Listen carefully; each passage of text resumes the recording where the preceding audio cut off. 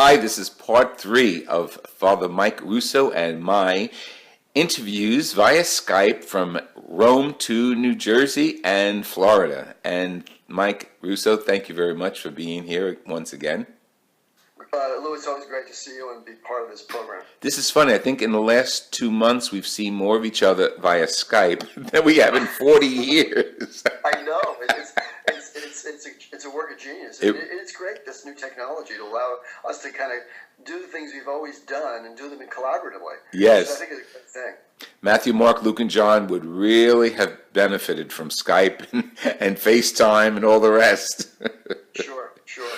I So let me interviewed... tell you a little bit about the course. The course is called Religion, Media, and Culture, although in this particular college, they call it the modern church. And I deal with the church in the modern era, Okay. and how you adapt to that era, knowing that there are great truths of the Catholic Church, there are ways in which we look at the person of Jesus, and we wish to bring that message and that person with tenderness and mercy to a world in need. So I look at 4 major themes. Themes of leadership, themes of evangelization, the global conflict.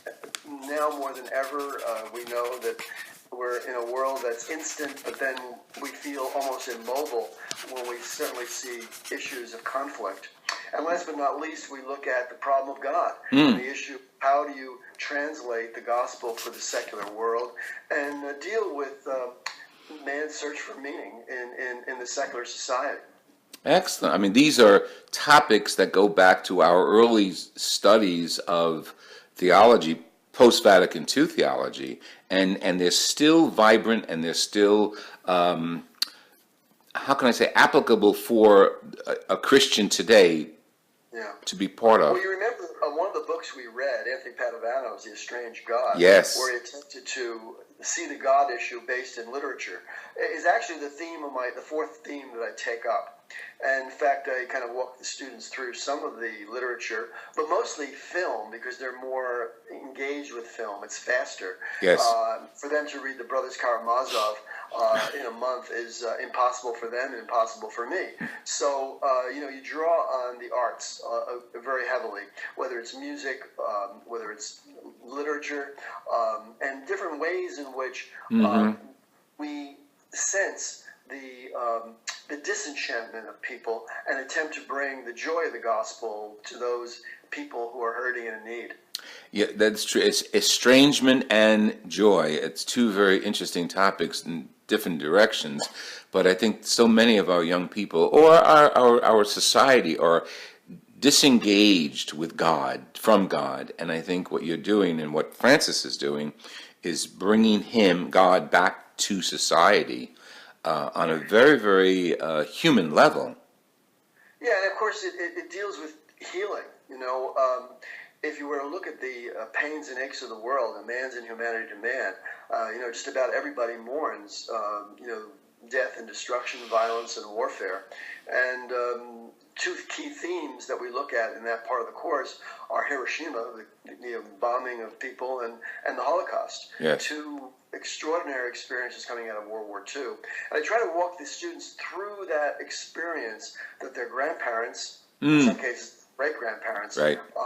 Brought us into the world in the 1950s and 60s, and how to bring healing with key, I would call them charismatic figures, like a John the 23rd and Mother Teresa, who are bringing comfort to those who are in need physically, but also with Vatican II, being able to look at the church more objectively and become a worldwide organization that's aiming at social justice, both in areas of peace, but in Pope Francis's more recent encyclical Laudato Si, aligning the church with a care for our common home, our planet. Yes. Interesting. I'm quoting him this weekend in my homily at church. I just prepared it yesterday. But as you mentioned, Hiroshima and the Holocaust, whoever thought in the 21st century we would be dealing with massacres from ISIS throughout Syria, throughout the Middle East, in Orlando, another massacre last month. we never thought we'd have that again, that kind of wholesale violence against people. Do you, do your students question that in reference to the faith, reference to the topics you're dealing with? Yeah, I mean, the issue, of course, is how could you live in a world? How is God engaged with the world when these tragedies occur? There is an awful lot of ignorance on all sides with regards to these religious cultures, and the more we understand and respect those cultures, perhaps the more a more safe world there may be. Many years ago, I was invited to a conference at the University of Hawaii, another lovely place that you never turn down that invitation. You get around. Yeah, that's the whole theme of the conference was to educate people in higher education and politics and other areas about the world religions and how they might be mobilized to bring greater peace to the world.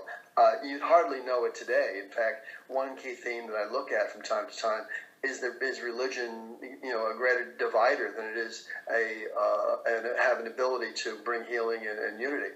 That's a tough one. Yeah. Especially if you look upon ISIS and those incidents that are going on in the name of religion, which is quite unfortunate. Yeah. I think it was John Paul who called together the peace conferences in Assisi pretty much on an annual basis. And there he brought... He's going back to Assisi, I think, in October. Good. And there, the heads of various religions come together, and hopefully along the lines of working for peace. And one of the key researchers that I follow, and a person who has been very, very instrumental during these issues in France, is a French sociologist by the name of Olivier Roy. And one could argue whether these incidents in France are more individually motivated, young people who use this as a way to, again, strike out at innocents, although they perhaps don't see them as innocent people, or is it a more sociological issue where the ennui, the injustice, the lack of jobs on the part of so many in Europe, instigate this kind of behavior. It's almost insolvable, but one has to be addressed. I think It's interesting to me, like yesterday in France, the local community, after the death of this priest who was murdered on the altar, I might add, right. The imam of that town sounded extraordinarily remorseful about what had just occurred. And I think in many cases more Muslim people must come forward to basically decry this kind of action in the name of God. Question mark? I mean, could this be God's will that we strike out with one another in violence? I don't think so. No. Obviously, rather, people who have that mindset have to be addressed. It's true. It's so often the question is, where are our Muslim brothers and sisters leaders? Where are they? There was recently a conference in New York that brought together a significant number of Muslim leaders. However, it doesn't get publicity. It doesn't get the news coverage that it should. And of course, what happens is we fall into this idea of, well, all Muslims are bad. And that really is so unfair to us as Christians and Muslims generally. Well, particularly they become, wedge issues in elections. Exactly. And that's supercharged and dangerous. Right. I didn't want to mention anybody in particular. That's why I eliminated that. The students who attend your courses, are they different religions? They're mostly Catholics, but we have two young Chinese women who are just being introduced to Catholicism because one comes from Taiwan and the other one comes from Shanghai.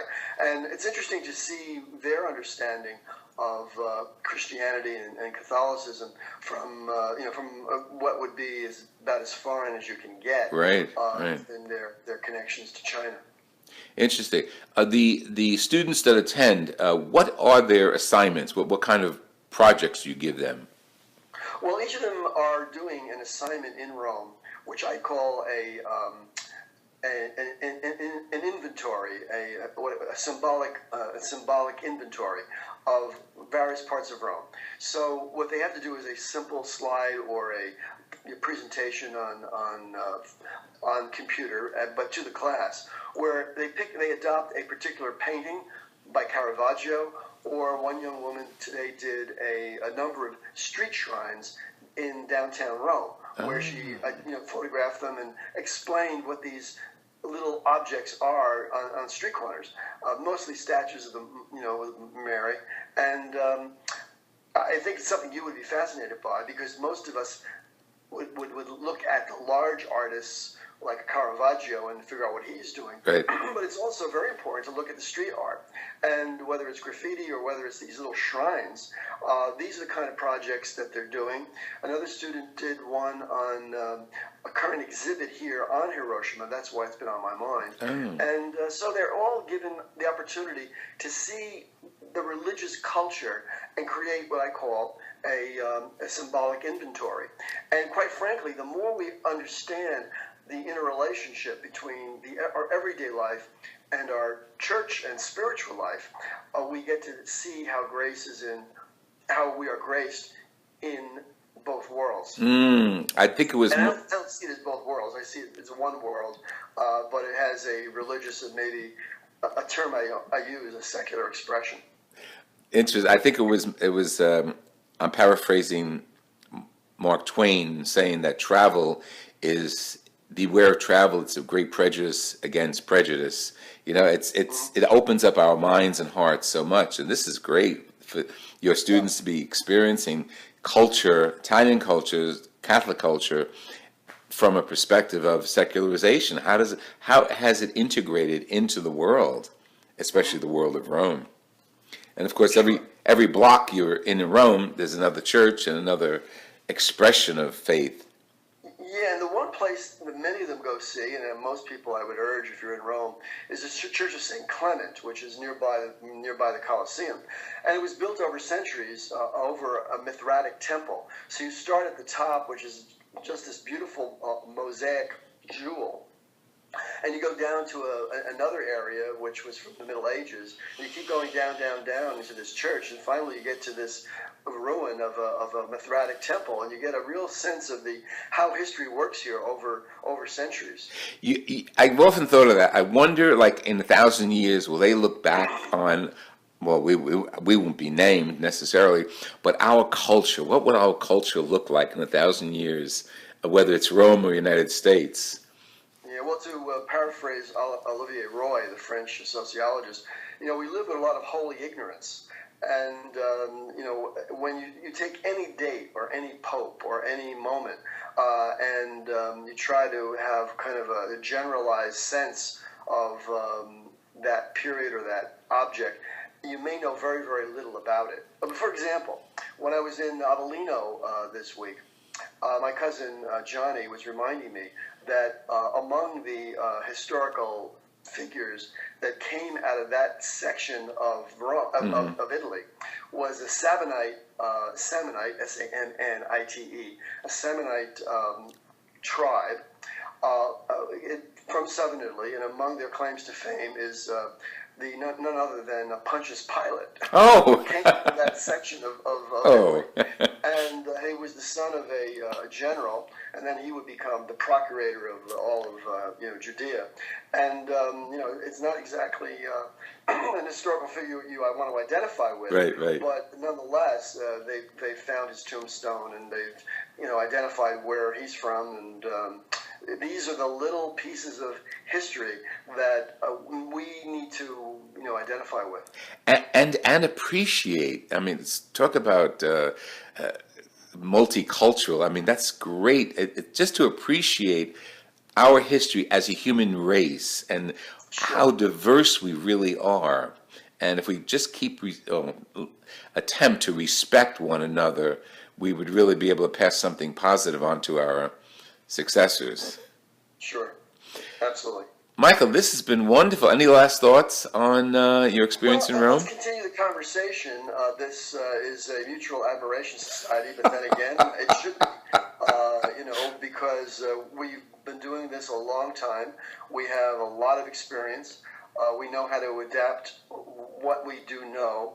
I'm always amazed when people will say to me, well, gee, you're very excited about this course, or you're very excited about this particular thing going on. That's important. If I'm not excited about what I'm doing as a priest and as a teacher, I should just give up doing it. God bless you. I agree 100%. This has been Father Lou Scurti with Father Mike Russo. Michael is in Rome as part of Jesuit institution, Loyola College of Chicago. And we're here in the United States with Friends of the Word, and we'd like to hear from you, our audience. Contact me at fatherlouscurti@hotmail.com. And for further information on Father Mike's ministry, thefrancisfactor.com. Mike, God bless you and keep the work, and buon viaggio. Buon viaggio. Bye. Ciao. Bye-bye.